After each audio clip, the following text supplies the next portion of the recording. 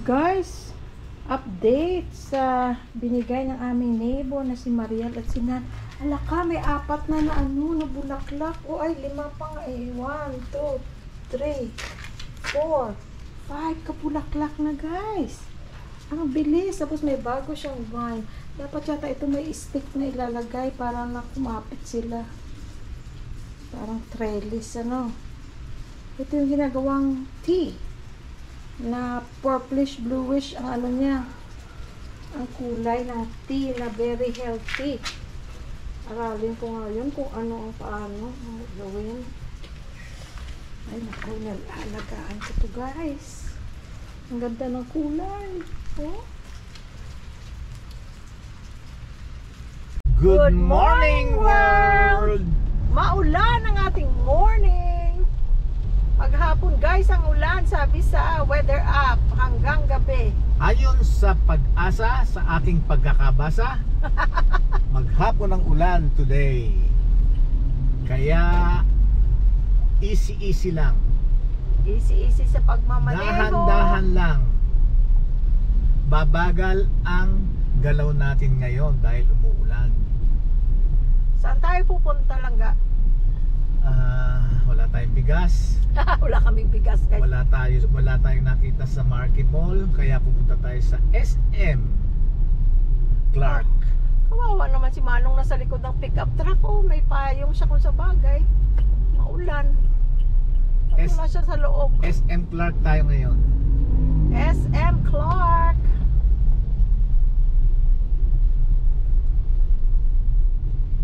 Ito guys, ang Pilipinas, sa MacArthur Highway ito right now. Nasa MacArthur Highway tayo.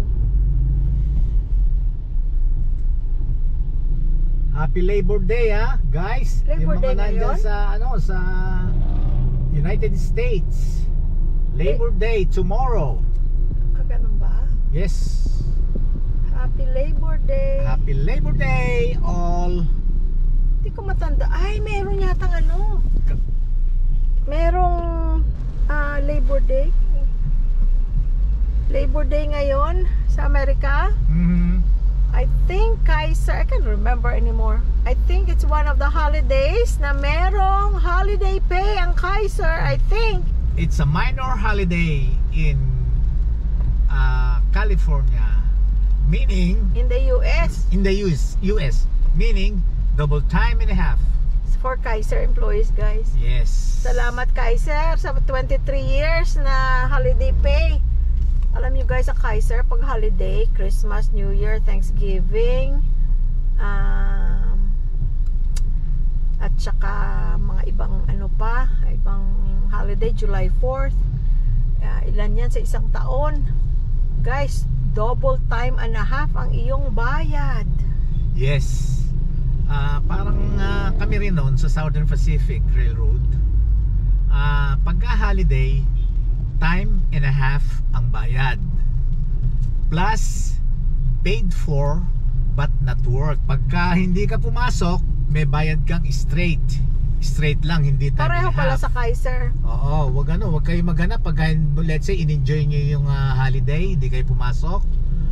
Ano lang, straight pay lang. Wala, sabihin mo na lang piso ang ano mo per hour mo.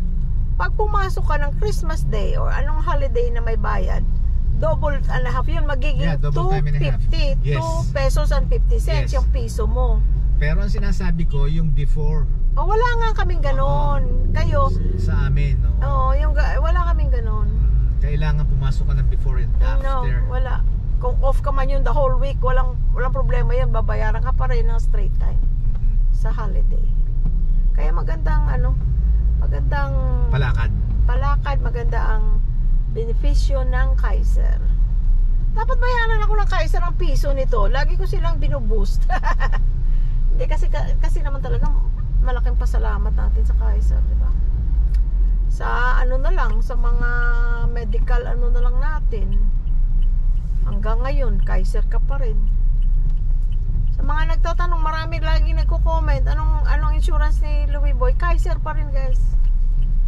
Kagaya ng mga gamot niya. Umuwi dito yung pamangkin niya, di ba?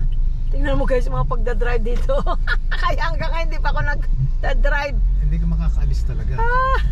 Talaga namang nagsusulputan sa harap mo. Kaya guys, yung so ito yung kwentuhan na natin guys para hindi masyadong mahaba. Tapos iba na lang yung sa mall mamaya. Kaya ay ano ito, may ginagawa sila o ano yung nakalagay doon. 2024 something. Ano yan? Hindi ko alam yun. 2024. Please comment kung ano yun guys. Kung alam nyo, kung taga rito kayo. So, di ba may umuwi na pamangkin si Louie Boy, si Sel at saka si Chona. Dinala nila yung refill ng mga gamot ni Louie Boy. Pinick up ni Portia, yung kapatid ni Percy na nandun sila sa California. Tapos dinala niya sa bahay ni Chona. Tapos dinala dito ni Chona at ni Sel. So mahigit 1 taon pa rin yung yung supply ng gamot ni Louie Boy. Yung mga maintenance. Salamat sa Diyos. At saka binayaran, hindi naman zero may resibo. $9. Binayaran po siya $9. So, sa mga gamot mo, $9 lang isipin nyo. Ayan na guys, malapit na ang SM. Tagal-tagal na rin tayo hindi nakapunta ng Clark Pag sa grocery talaga guys, so far sa mga napuntahan namin, ito talaga ang SM Hypermarket. Lalo pa dito sa Clark kasi mas malaki ang Clark kaysa Telabastagan. Maano talaga, maraming grocery, maraming mga bagay na kailangan namin na dito namin nakikita. It depends pa rin. At saka yung price. Pero it depends pa rin kasi hindi pa kami napupunta sa ibang like Robinsons. Hindi pa kami hanggang Hindi pa namin natatry. Bakit pala hindi tayo pumunta ng Robinsons ngayon Yun ang nawala sa isip. Hindi mo nasabi sa akin. Alam mo ako, driver lang ako wala, nawala rin sa isip Sasabihin mo lang sa akin kung saan tayo pupunta. And then I'll take you. Tsaka dyan, ano yan na meron dyan sa kabila? Ba't di pa tayo pupunta pala dyan? Grabe yung jeep Mercedes-Benz ang logo.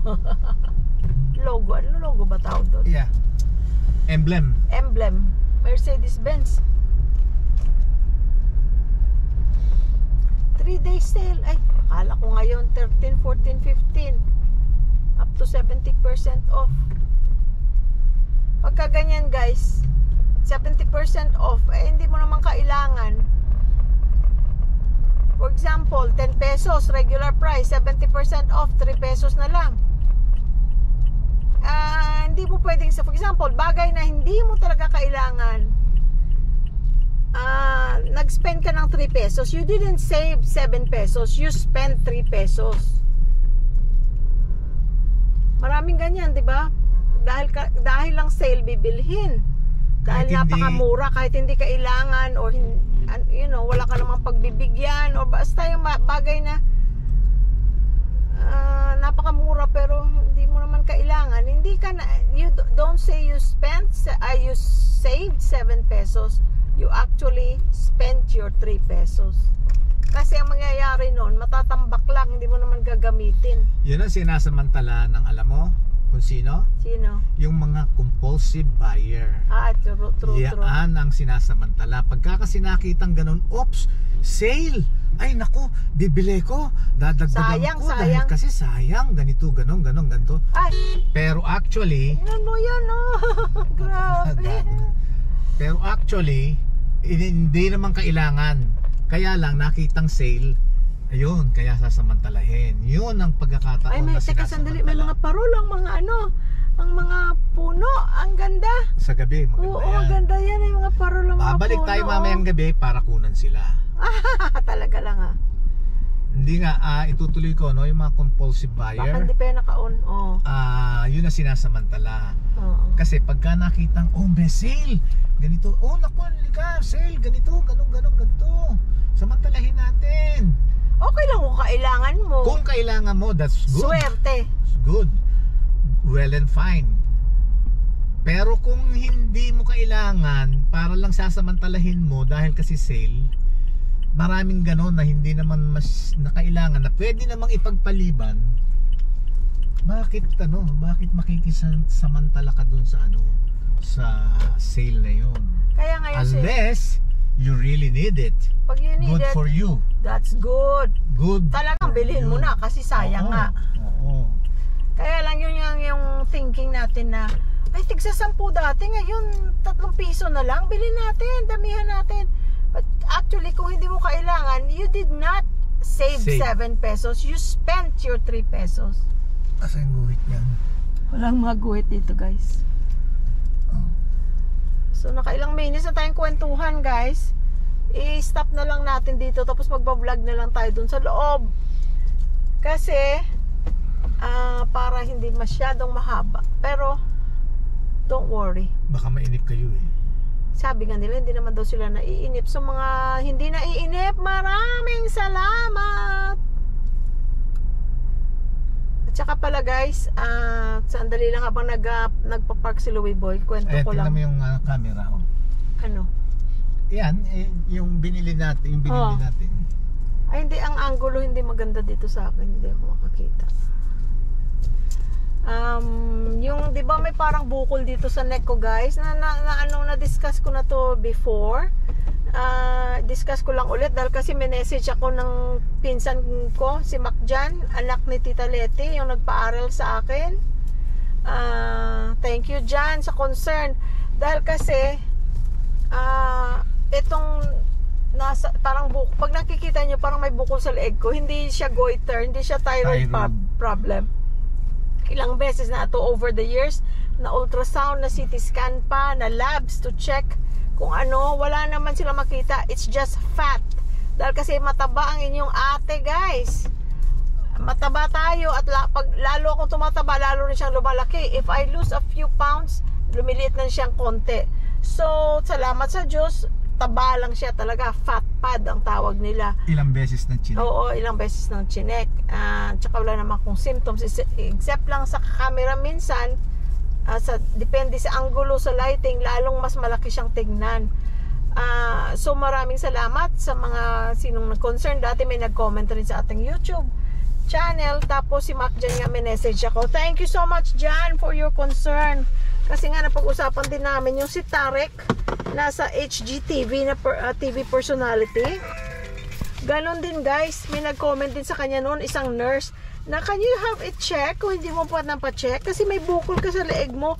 Ayun pala, tumor guys. So, you know, it's never bad to speak up on something that you might think is important. Pag wala, di okay lang. At least nasabi mo, paano yung kung hindi nag-speak up yung nurse na yon na nanonood kay Tarek, di hindi mo alam kung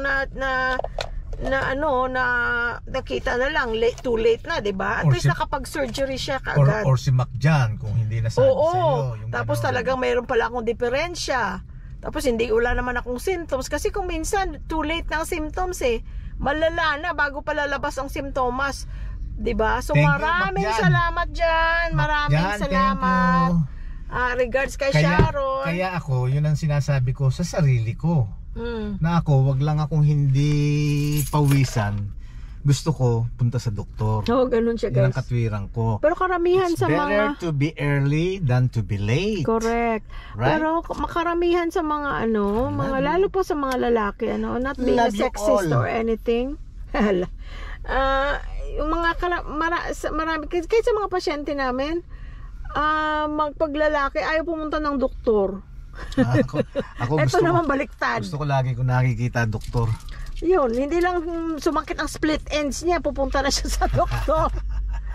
So guys, dito na muna mag-stop ang ating kwentuhan. Mamaya ulit.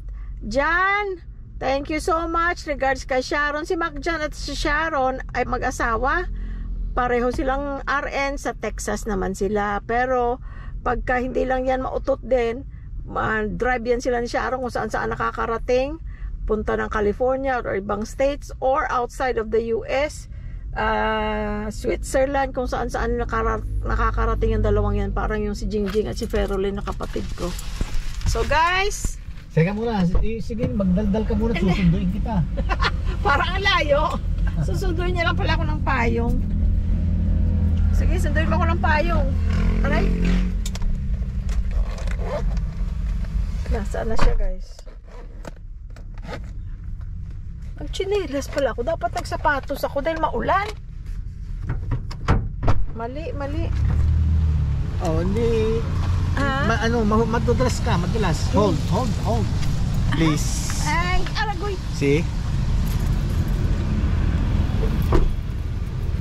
Okay, nakata. Have to lock.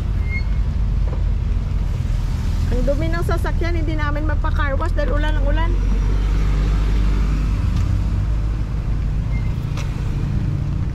Pasok tayo ng mall.